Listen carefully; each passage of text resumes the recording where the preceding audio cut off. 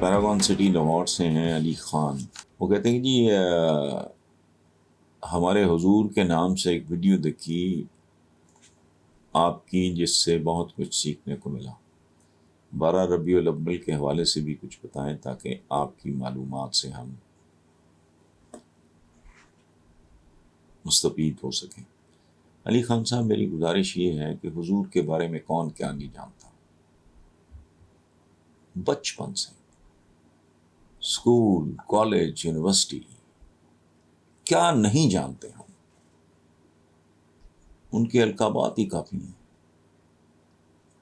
تو میں آپ کو ان کے بارے میں نیا کیا بتاؤں.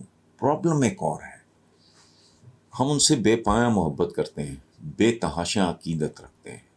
ہمارے ہاں آج سے چند سال پہلے جب دہشت گردی عروج پہ تھی، دیواروں پہ وال چاکنگ ہوتی تھی، حرمت رسول پہ جان بھی قربان ہے.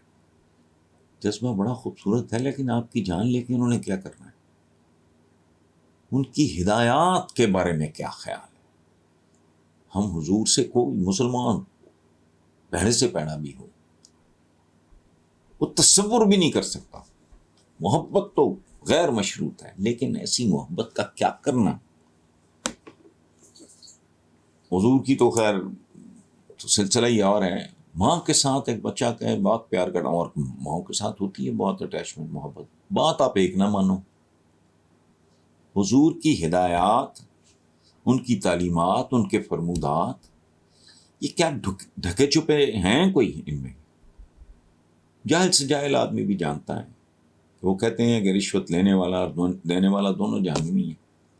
اس ملک میں سوائے رشوت کے ہی کچھ نہیں، حرام کھانے. وہ کہتے ہیں جو ملاوٹ کرتا ہے وہ ہم میں سے نہیں ہے.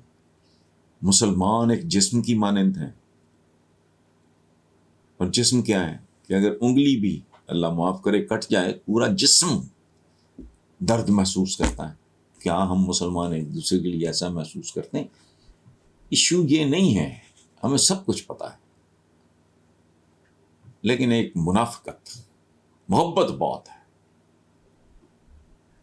لیکن ہدایات پہ عمل درآمد وہ آپ کر کے دیکھ لو، چند سالوں کے اندر عالم اسلام کا اسٹریٹجی تبدیل ہو جائے.